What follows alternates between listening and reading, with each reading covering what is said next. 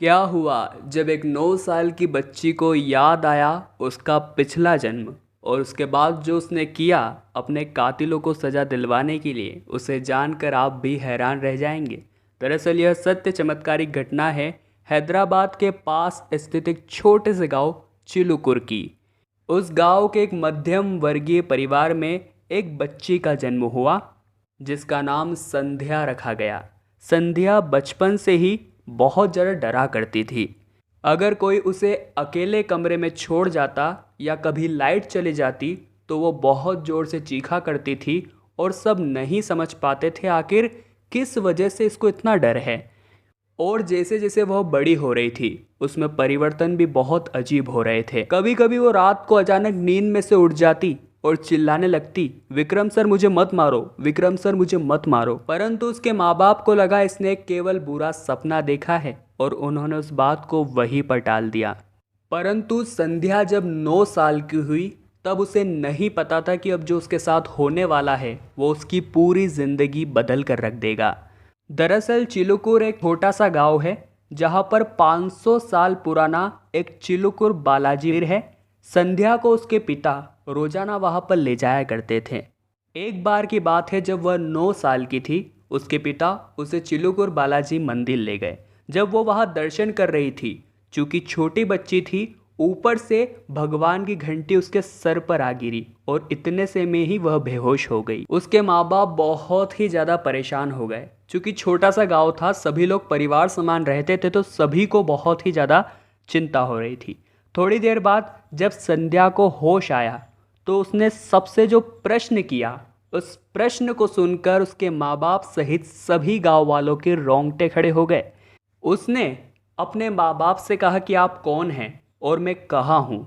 उस समय सभी को लगा शायद माथे पर घंटे लगने की वजह से इसकी याददाश्त चली गई है।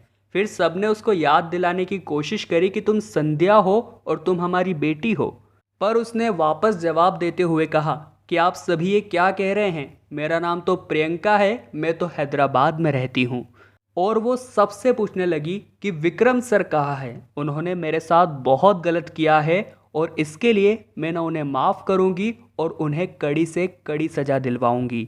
अब गांव वालों के दिमाग में तो ये बात समझ ही नहीं आ रही थी ये लड़की आखिर बोल क्या रही है। परंतु उसके माँ बाप के दिमाग में एक बात खटक रही थी, क्योंकि अक्सर रात को नींद में से उठकर वो विक्रम सर मुझे मत मारो, विक्रम सर मुझे मत मारो ये बात कहा करती थी।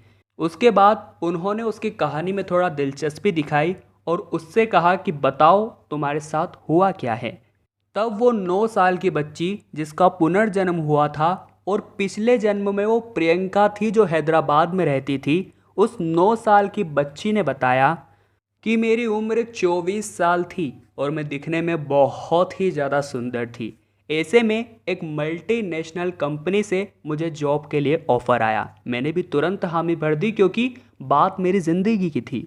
मुझे जॉब करते करते 2 से 3 महीने हो चुके थे, परंतु मैं एक बात महसूस कर रही थी कि उस कंपनी के जो सीईओ थे उनका नाम था विक्रम चंद्रा और वो हमेशा मेरे ऊपर बुरी नज़र रखते थे। जब भी उन्हें मौका मिलता वो मुझे हाथ लगाते और मुझे टच करने के बहाने ढूंढा करते थे।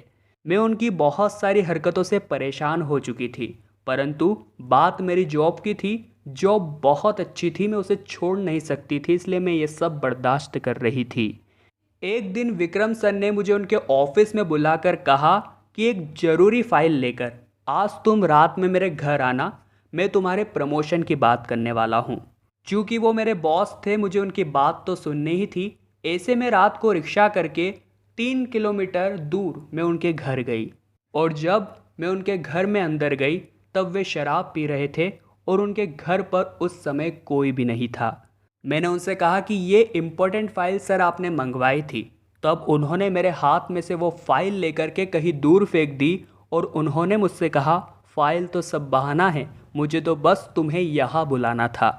उसके बाद उन्होंने शराब के नशे में मेरे साथ ज़बरदस्ती करने की कोशिश की। मैं ज़ोर ज़ोर से चिल्ला रही थी।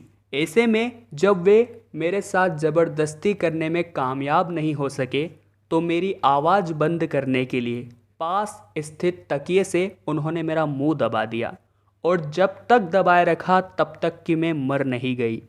और जब मैं मर गई उसके बाद उन्होंने मेरी लाश को उनके गार्डन में ही दफना दिया। और अगर आज संध्या के रूप में मेरा जन्म हुआ है तो भगवान मुझसे यही नेक काम करवाना चाहते हैं कि मैं उस विक्रम को जेल तक पहुंचाऊं। चूँकि सभी गांव वाले अनपढ़ थे तो उनको ऐसा लग रहा था ये लड़की शायद घंटी गिरने की वजह से पागल हो गई है और कुछ भी बके जा रही है। परंतु उसके माँ बाप बचपन से उसे देख रहे थे, उसकी अजीब अजीब हरकतों को देख रहे थे, तो शायद उन्हें ऐसा लग रहा था कि ये बात सच है। इसलिए वे तुरंत संध्या को लेकर के हैदराबाद गए। जब उन्होंने पुलिस स्टेशन जा करके अपनी सारी बातें पुलिस वालों के समक्ष रखी तो उन्होंने हमारी बात में गंभीरता तो दिखाई, परंतु उन्होंने हमें एक बात बताई कि पुनर्जन्म की किसी भी बात को कोर्ट एक्सेप्ट नहीं करेगा। हमें सबूत की ज़रूरत है। अगर सबूत हमारे पास होंगे तो हम कुछ भी कर सकते हैं। चूँकि संध्या को ये बात याद थी कि विक्रम ने प्रियंका को कहाँ दफनाया है। इसके बाद पुलिस वारंट के साथ विक्रम के घर पहुंची और संध्या की बताई गई जगह पर खुदाई करना शुरू कर दिया। और दोस्तों आप यकीन नहीं करेंगे, वहाँ पर प्रियंका की लाश मिली जो कि बहुत ख़राब हो चुकी थी।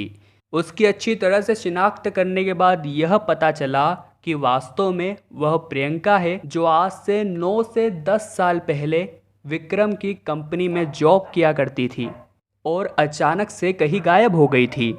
इसके बाद संध्या के रूप में पुनर्जन्म लेकर आई प्रियंका को 9 साल के बाद इंसाफ मिला। जी हाँ दोस्तों, कहते हैं महादेव चाहे तो वो कुछ भी कर सकते हैं। वास्तव में प्रियंका एक बहुत बड़ी महादेव की भक्त होगी, तभी उसे न्याय दिलाने के लिए महादेव ने इतनी बढ़िया लीला रची। आज विक्रम चंद्रा जेल में है और संध्या अपने माँ बाप के साथ बहुत खुश है। तो अगर आपको भी आज की इस चमत्कारिक घटना ने प्रभावित किया हो तो लाइक ज़रूर कीजिएगा और कमेंट बॉक्स में बताइएगा क्या संध्या और प्रियंका की यह घटना सत्य हो सकती है। संपूर्ण तथ्यों की जांच परख करने के बाद हम तो यही मानते हैं कि यह घटना 100% सत्य है। आपकी भी इसी प्रकार की अगर कोई भी घटना है तो आप हमारे इंस्टाग्राम पेज महादेव मिरेकल पर हमें फॉलो करने के बाद भेज सकते हैं। अभी के लिए आप सभी को हर हर महादेव।